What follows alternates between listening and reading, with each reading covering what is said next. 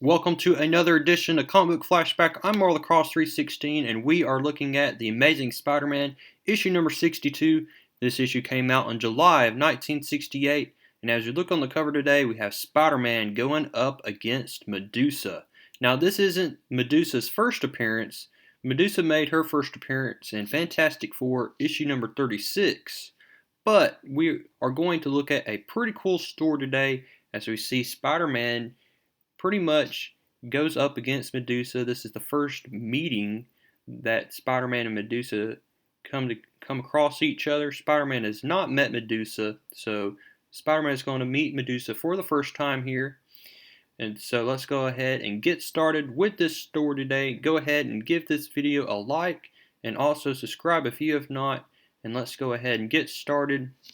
As always, this is brought to you by Smiling Stan Lee. We have Jazzy John Romita. We have the Delineated, Dashing Don Heck, Mighty Mickey DeMeo, and Swingin' Sam Rosen contributing to this issue. And so we pick up the issue today, and we have Spider-Man, and he's thinking about Gwen. We know that he had this big altercation as Peter Parker coming to the Gwen Stacy's house, and he had the big confrontation with her father, and we come to find out that through all that, Gwen Stacy is still angry at Peter Parker because Peter Parker used his strength against Captain Stacy when Captain Stacy was hypnotized by Kingpin. Now that all that is under control, Spider-Man is thinking about, Gwen Stacy and how he can get her on his side again, when all of a sudden big strands of hair grab a hold of Spider-Man, and it goes to show here that this is Medusa. Medusa is the one who is doing this to Spider-Man, and she's on this mono cruiser, and Spider-Man is taken off guard here. It's like, why is she attacking? Who is this? And she basically introduces herself as Medusa. She is, if you don't know anything about Medusa, she is an Inhuman. And so they live on the moon. It's a human race that is apart from the human race. They call themselves the Inhumans. And you can learn more about that in the Fantastic Four comics. If you ever read anything about the Inhumans, you can learn a lot about them in the Fantastic Four series. But Spider-Man is placed down on the rooftop, and we learn that Medusa here has come to Earth to basically observe the human race because she's suspicious about the human race. We learn that she's been sent by the Inhumans to learn about the humans and to see if the Inhumans can come back to Earth and live at peace with humans. So that's exactly what Medusa has come to Earth for, and she's come to New York City, a very populated city, as we know. And so she's coming to test, to see how the humans are going to react to her. So at 1 minute she's talking to Spider-Man, and the next she's gone. And so Spider-Man is going to use this time now to go change back to Peter Parker and go to Gwen Stacy's house and see if she's changed her mind and if Gwen Stacy is not angry at her.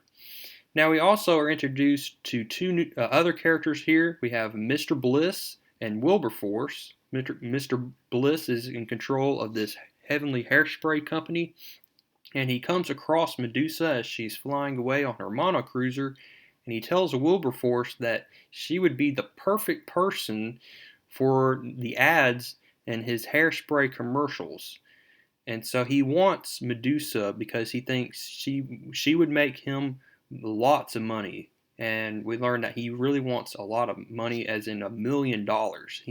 He's out to get rich here. He's a business owner. So he sends Wilberforce out to the streets, and Medusa lands her monocruiser. She's waiting to see how the humans are going to react to her. And of course, as predicted, the humans start to panic here.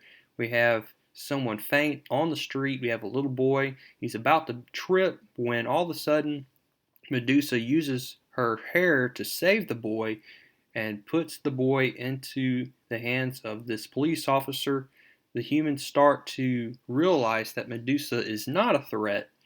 And Medusa's like, maybe I've misjudged these people. Maybe I've misjudged humans, and maybe the Inhumans can come back to Earth and live at peace with the humans.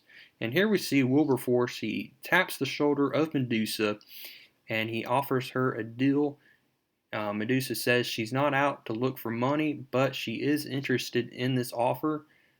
So we'll learn more about that here shortly. We see Peter Parker. He approaches Gwen Stacy's house. Gwen Stacy does not want to see Peter Parker still. She is still mad at what happened, back 2 issues ago. And Peter Parker just does not have what it takes to explain to Gwen Stacy what happened without revealing to her that he is Spider-Man and that he has super strength. We have Gwen Stacy's dad here, Captain Stacy, asking her who that was at the door. And we see that Gwen, even though she says it was Peter, cannot will herself to talk to her dad about what really happened that fateful night. And so now we return here. We have Medusa. She finally comes back to Montgomery G. Bliss's office here. Montgomery G. Bliss has already written all the contracts here for Medusa. And Medusa says she's not even going to sign the contract. She's just going to go by her word as a bond. And so we see just how happy Mr. Bliss here. He's going to use Medusa here to his advantage. We also see more things about Norman Osborn. We remember from last issue that he's starting to recall certain visions, and his memory seems to be returning that about the Green Goblin. We know that Norman Osborn is the Green Goblin, but thanks to the battle with Spider-Man, he lost his memory back in issue 40, and he has amnesia. But he continues to think about Spider-Man and Green Goblin. He doesn't want to talk to Jameson as they're both in this club. And we just go to show that more and more as the days progress, it looks like Norman Osborn is starting to remember memories of that night when Green Goblin and Spider-Man fought and when Spider-Man was unmasked. But of course, he can't remember right now who was Spider-Man when the Green Goblin unmasked him in issue number 40. So then we see Peter Parker. He comes back to his apartment. He talks to Harry Osborn, and he pretty much tells Harry that him and Gwen are pretty much done, and that will be communicated later to Mary Jane, and we'll see more of her later this issue. We couldn't go without seeing Mary Jane in this issue, so we'll definitely see her here very shortly. Now let's return to Medusa here. She's at the studio. She's getting her pictures taken, and she can use her hair to model it in any form. She has the will to do that. Her hair moves, the strands move by mere thought. And then she starts to just talk to Mr. Bliss here, but she walks out. She walks out of the studio, and she says, "You know what? I've had enough. I'm not going to be used like this." And so she leaves. Mr. Bliss here gets very mad. So then he sees Spider-Man. He tells Spider-Man that Medusa has wrecked his entire studio and he needs to go after her because she's dangerous. Now Spider-Man's like, this is kind of sketchy. I don't understand. Why would Medusa do this? So Spider-Man confronts Medusa. We see this huge fight. Great action scenes here drawn by John Romita here. Medusa here is mad at the human race. She's learned that not only is the human race greedy for money, but they're also just full of madmen. And she's wanting to return to Adelan, back to the moon, back to her race of Inhumans. And we see more fight scenes with Spider-Man and Medusa. A lot of confusion. Both don't understand why they're attacking each other. We learn that Mr. Bliss is trying to use this as a publicity stunt to make his name known so he can get some money and some fame. So he's doing this for the wrong reason. But we come to learn that Medusa and Spider-Man finally get to talk it out, and they've learned that they were duped by Mr. Bliss. Spider-Man tells Medusa, "Don't worry, he'll take care of it."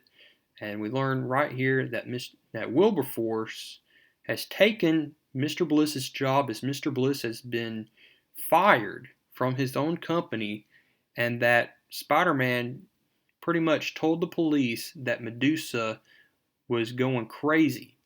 And so they can't use those photos that they used at that studio. So now we see that the tides have turned for Mr. Bliss, and now we're going to see just how that's going to affect his life, as Spider-Man has ruined his career. And then, like I promised, we have Mary Jane here. She wants to cheer up Peter Parker. She's after Peter Parker as well, as she's attracted to him. But Peter Parker walks away as he's still thinking about Gwen Stacy. Next issue, we're going to look at the Vulture. I hope to see you next time as we look at issue number 63 with the return of the Vulture, as the Vulture flies again. I'm looking forward to that, and I hope to see you next time. And until next time, keep reading comics.